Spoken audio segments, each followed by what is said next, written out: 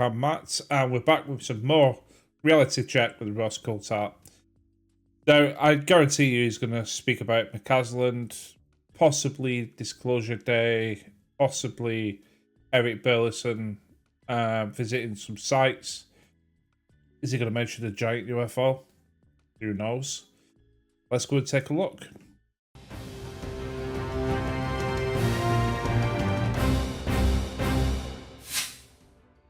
G'day and welcome to Reality Check Q&A. I'm your host, Ross Coulthart, and I'd like to welcome in my colleague and good friend, Megan Medic, G'day, Ross. the whirling dervish of woo. Hello, Megan. How are you? Well, I am great. That is a new one, Ross. So what do we got this week? Give us those questions to let my viewers skewer me with their hard ones, their curly We've questions. got a lot. We've got a lot this week. A lot's been happening. So we'll start with an email. This is from Johnny. Hi, Ross and Megan, from Jono in Wellington, New Zealand. You guys are both doing huge work in the UAP field. Thank you both for your news and research. I was just wondering on the General McCasland case, I've heard the FBI officers talk of a repairman visiting the house before his disappearance. Has anyone done any research into who this was, why he was there, etc.? I've not heard anyone ask or mention details of this. Hopefully he wasn't a government repairman, if you know what I mean. Thanks to both of you for your hard work and keep safe. I regards, Jono. G'day, Jono from across the ditch. How are you, mate? So listen, it's pretty clear from what the Bernalillo County Sheriff's Office said in the press conference last week. It's pretty clear that the handyman repairman was cleared. He was specifically exonerated by the sheriff. What we do know Who's the sheriff? Is that there was this handyman on the premises with General Neil McCasland about an hour before his wife returned from where she went out. And in the period when the handyman was the last person to see him and the general disappeared, it's the handyman who was the last person to see him alive. But no, just to allay any conspiracy theories, I've had a lot of messages about this. There is absolutely no suggestion. And in fact, the sheriff has specifically refuted any suggestion that the handyman repairman was in any way responsible for the general's disappearance. Bit strange though, isn't it? That something goes wrong, he needs a handyman, repairman, and then he goes missing. I'm not saying the handyman's got anything to do with it, but...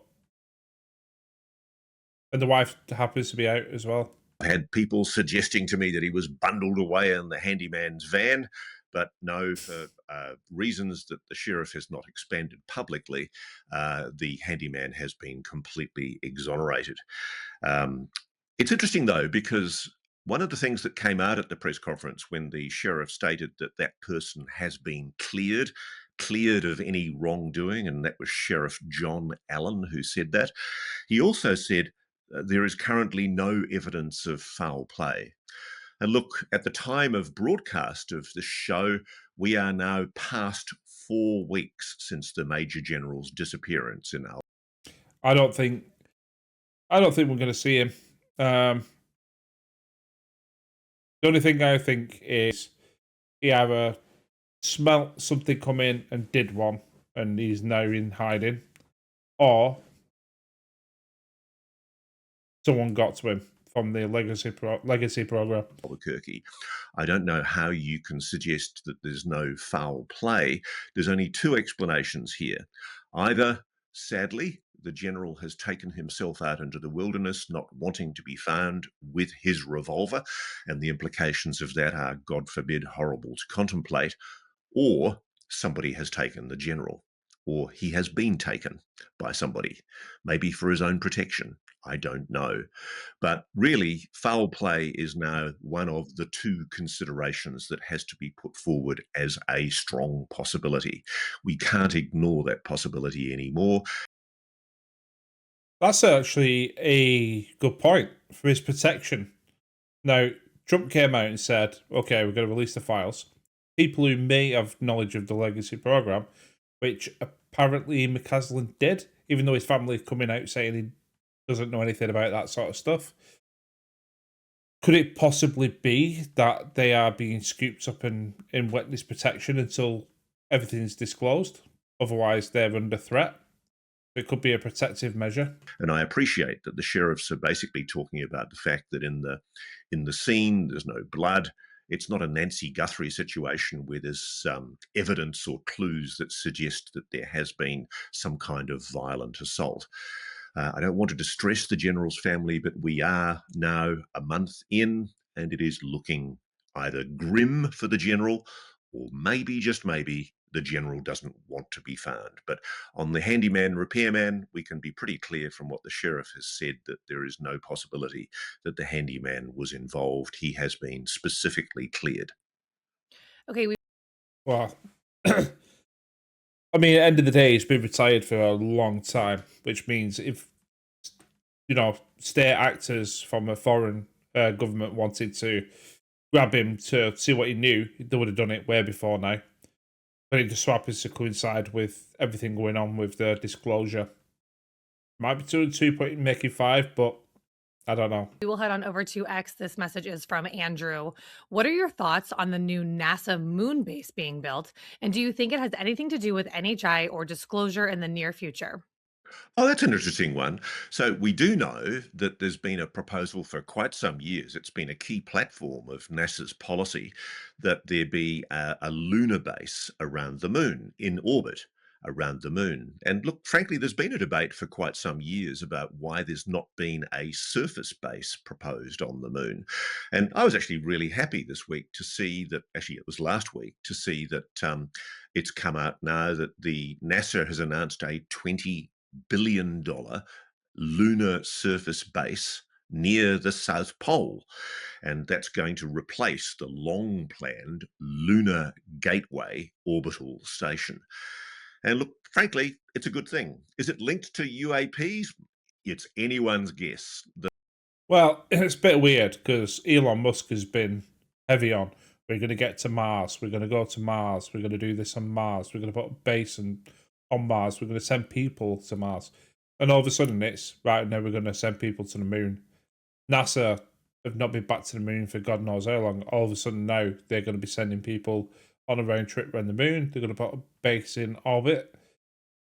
Is it all a coincidence? After so long, I'm thinking there's nothing. Nothing is a coincidence anymore. The South Pole of the moon has long been. Maybe disclosure is part of this as well. We're going to put plans out there now because part of disclosure is that the moon is somehow a hollow space station. A favoured spot for conspiracy theorists who think there's something anomalous on the moon.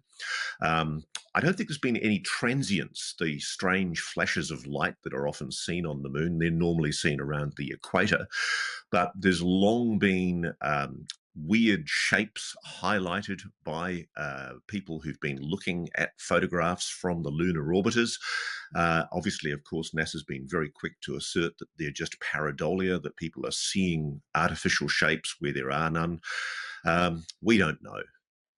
All right, Ross, this question just came in minutes before we hit record on YouTube. O'Brien69 wrote, Hey, Megan, Lockheed Martin just announced a $1.1 billion expansion in HSV, Alabama, and General Dynamics just announced a new $2.4 billion military submarine facility. I know Ross has visited the Space Center here before, but how big of a role does HSV and all the big contract companies here, Boeing, Raytheon, Lockheed, etc., play in the greater picture of disclosure, including our expansive Redstone Arsenal base? Could we be reverse engineering NHI right here in my backyard? Well, big names in there. I mean, Ross has called out Lockheed Martin before about the Tic Tacs. Raytheon definitely got some links to the legacy program there. I don't think there's any reverse engineering facilities at Redstone in Huntsville, Alabama. I'm told that the reverse engineering is kept under very tight lock and key in very remote, deep underground military bases in different parts of the United States. I do know those locations, but I do think that Raytheon, Boeing, Lockheed Martin are involved in this up to their neck. And if indeed, as we are hearing indications from the president, that there's going to be a degree degree of UAP transparency. It's going to be very interesting to see whether the president, in whatever he chooses to disclose, is he going to just disclose the fact that there is non-human intelligence engaging with this planet, or is he going to make an admission that the United States has indeed recovered technology? Now, the big argument that's always been put to me by people inside the program is that there's a view that if you reveal the possession of technology, that's a slippery slope, that by It's a slippery slope in the fact that you don't want to give your adversaries an idea of what technology you've got, but at the same time, you're shooting yourself in the foot. Because can you imagine if they've got craft that can get you from one side of the planet to the other in a matter of minutes? Then what are we sending these F-45? Is it F-45, F-15? I don't know. You know what I mean, though. The fighter pilots who've got to do 36-hour round trips to do bombing missions in Iran when you've got technology that can get you there and back. You know, all these military personnel. If you're hiding this technology away, then you're complicit in all the deaths that have been needlessly had for the last 20, 30, 40 years. So we're fighting over oil resources when we potentially don't need to. Okay, we have R2D2W2 on X. Hi, producer Megan. Lots of social media chatter about fireball meteors. Does Ross Coulthart have any insight into whether this is actually out of the ordinary or not? Great show, as always. okay. I've heard about this. Apparently, that across the world there's been suspected fireballs, and then they sort of look like the fireballs, meteors coming in, but then they end up moving away or doing some other maneuvers. Okay, so I actually checked this because I was seeing a lot of reports. There were reports in March 17 over Ohio, Pennsylvania. A daylight fireball was seen and visible in 12 plus states from Canada. It had a sonic boom, and NASA confirmed it was a 7-ton meteor traveling at 45,000 miles an hour. On March the 21st, there was a daytime fireball northwest of Houston, Texas, with another sonic boom and possible meteorite fragments. And on the evening of 22nd, 23rd of March, there was a nighttime fireball right over California, Arizona, and Nevada. About 200 plus reports. I had a lot of people emailing me about this. Now, the big question is this degree of meteor activity anomalous? Is this some secret anomalous indication of portending doom? I am told it's not anomalous. What is anomalous is the level of reporting of these meteors. It's like reported crime versus actual crime. The simple fact is people are reporting these moors. They've got their eyes to the sky and good on them. Yeah. But the level of meteor activity is no different from the norm. Yeah, I think more and more people are looking out now at the sky. I think more people are coming around to the idea of things being out there, so there's going to be more reports. Told. The American Meteor Society has logged 7,239 fireball reports so far in March 2026. Well, Ross, it's almost like you know how I stacked these questions because you teed me up perfectly for Nate Austin. Ask if Ross thinks Blesdo's trip to Egypt this fall has anything to do with the new discoveries being made out there. Seems like quite the timing. Oh no, it definitely does. No, Chris has been invited to Egypt by the Egyptian Antiquities authorities, and they've asked him to be present firstly for a major upcoming announcement or release of information tied to ancient discoveries under the pyramids or the Sphinx. I thought that was all fake. If these are massive cylinders that run underneath the pyramid, the first time I saw that, I think Casper Site did a video about it, and I thought, yeah, it's probably bollocks, because apparently the technology used to scan doesn't scan that far underneath the ground. But if that turns out to be genuine, then wow, that sort of rewrites history. And it's something that Chris has indicated as potentially rewriting history, which is quite exciting. But apparently this is directly linked, this invitation, to the prophecy he received from the entity he calls the Lady, sometimes associated with Hathor, a divine feminine figure. And in interviews that he's done with us, Chris confirmed that he's actually, no, it wasn't with us. Actually, it was with AJ Gentile on the Y-Files. He confirmed that he'd been invited to Egypt, but he did talk to us about their prophecy. And he talked about how it's got a long-standing connection to the prophecy that he talks about in his book, UFOs of God, which I'm actually just finished reading. Chris has stated that the alignment event will mark the moment when new knowledge enters the world, and the Egyptian authorities' planned disclosure appears to align with that message, which is intriguing. I wonder what they know at the Egyptian Antiquities Department. I mean, I can't wait for whatever announcement it is, but I also am mindful that it could just be very underwhelming, as you get with all these things. Like NASA, when they came out with we found evidence of microbiological life on Mars, and it's like, yeah, you kind of suspected that to be the case. So, not that great. They are not known for their transparency or openness, I have to say. There is talk in UAP and spiritual circles of a possible gathering or event at the Sphinx around the time of this time frame that Chris has predicted. And it is specifically tied to his prediction of a Regulus Sphinx alignment. The core prophecy that he, I think, first shared privately with government officials about a decade ago, and he's been talking about it more recently, including with us in the last year or so, is that when the star Regulus, I've written this down because I wanted to be sure about it, appears red on the horizon in the direct eastward gaze of the Great Sphinx just before dawn, it signals a profound shift, a change in humanity's knowledge, or the dawn of new understanding.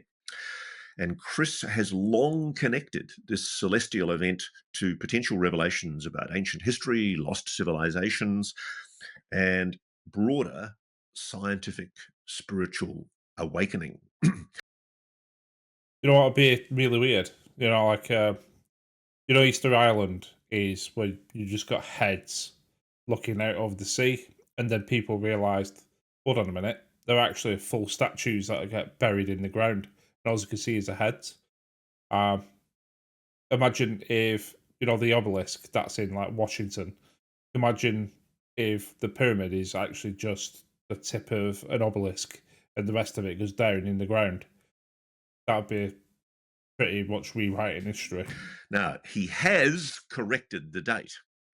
Originally, and this is what he told us in the interview he did with us when I spoke to him at Contact in the Desert in May last year, originally he estimated that this would be in Easter 2026. And everybody jumped on him and basically said, oh, he's got it wrong. He's rewriting his prediction because he knows it's not going to happen.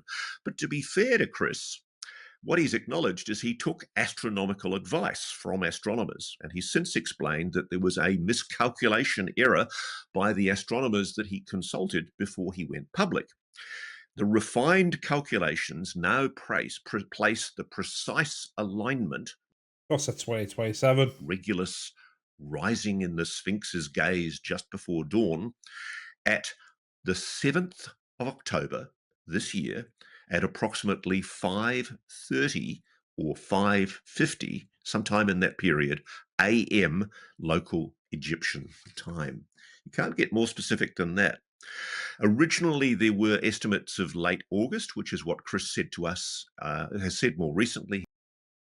And then when it gets to October, it's like, actually, there was a second mistake made, and it's now 2027. He also talked about Easter. But with the new astronomical predictions, he's talking about the 7th of October. So the Egypt trip is not a random trip. It's an invited role that Chris has seen as the fulfillment of a prophecy that he first spoke about in 2013. And the date shift from, I think, spring to autumn of this year has been openly addressed by Chris himself as a correction based on better data. I don't think he's hedging his bets. I actually think, to be fair to Chris, as we all do, we often get things wrong and we correct and move on. So that's what he's done. And good. So I'm confused now. So whatever discoveries in Egypt linked to the Sphinx and the Great Pyramids, etc., does that mean that's going to happen in October now because of the alignment with the gobbledygook and the woo? would like to. I hope Give me the meat and give it to me raw. there was a spiritual awakening in humanity. God knows we need it right now. Yeah, I totally agree. So we will head back to the inbox. This is from Neo505. Hi, Ross and Megan. Have you heard about this one? According to the Daily Mail in UK, reported February 23rd, 2026, 3.5 million UFO files go missing just after Donald J. Trump asks for UFO files to be released. Love the work you guys are doing. Need any volunteers? Let me know. I'm in Australia. I can answer this one. So this is John Greenwald from the Black Vault. Um, Apparently, Donald Trump came out and said the files are missing, and then John Greenwald said, "Yeah, 3.5 million of his files from the Black Vault were deleted, and he's since recovered them." Okay, this is a great time to pay homage to the great work done by our friend John Greenwald of the Black Vault. If you don't know about the Black Vault, then you should find out about it. It's probably the world's best website for the storage of really interesting documents obtained under FOI and leaked from within government files. John Greenwald started, I think, at around about the age of 15. He was intrigued with the idea of using FOI to elicit government secrets, and he's one of the quiet heroes of UAP investigative research. He gets a lot of hate, and I don't know why. And I always cheer whenever John points out that somebody's getting excited about a document that John first put up on Black Vault years ago. He's done some superb work over the years. And yes, within a couple of weeks, I think, of Trump's announcement on Truth Social, not followed up with an executive order yet, by the way, Mr. President, we'd like to see some action there. But within a couple of weeks of the announcement by the president that he was going to have UAP disclosure, John revealed that I don't think it was actually 3.5 million files, it was actually 3.8 million files disappeared off his Black Vault archive that's stored on computer servers by a private company. Now, John's openly said that there's something strange about this. It happened during some kind of upgrade on the main server of this company, but essentially he's been able to recover the files. He had backups, God bless him, and he's been able to reinstall those backups, so none of those files have been lost. He did post about it publicly, noting. I bet John's got a backup of a backup of a backup of a backup and a backup, and somewhere someone's holding the backup that he doesn't even tell anybody about. You would, wouldn't you? You'd think, right, I'm going to take a backup of a backup of a backup, and I'm going to get a physical copy of the backup, and it's probably even printed out the files at some point and got storage somewhere that someone's got access to. Quote, that certain server directories had their permissions, safeguards, and file ownership logs altered without explanation. The hosting provider confirmed that the files were deleted, they weren't corrupted or the result of a technical glitch, and John's been able, thankfully, to quickly recover everything. So if it was a sabotage attempt, it didn't work, because John was clever enough to keep a backup, as we all do. Always do a backup of your laptops, everyone. And that's why we have Bitdefender and other fantastic virus protection software that stops all this stuff from getting nicked by nasty people with Trojans. Yeah, and I bet most of them are government made, to be honest. Was there anything sinister about it? Look, there really isn't any definitive evidence of foul play or hacking or government interference. John's described it as very oddly timed, but really he's admitted that there is no evidence that he can point to that suggests that it was a hack of some kind. Strange though. It's almost like a siren going off. As soon as the US president says we're going to disclose everything we know about files, people start going missing, scientists start getting shot, and files start getting deleted. Weird. It's just an unexplained loss of data that he was able to recover, thankfully. And good on John for the fantastic work that he does with Black Vault. Okay, we have underscored on X. Might I be so bold to request that Ross consider a much deeper look into General Motors and their suspected ties to a UAP legacy program? General Motors and Boeing jointly own HRL Laboratories LLC, which had historical roots that go back to Hughes Aircraft Research Laboratories.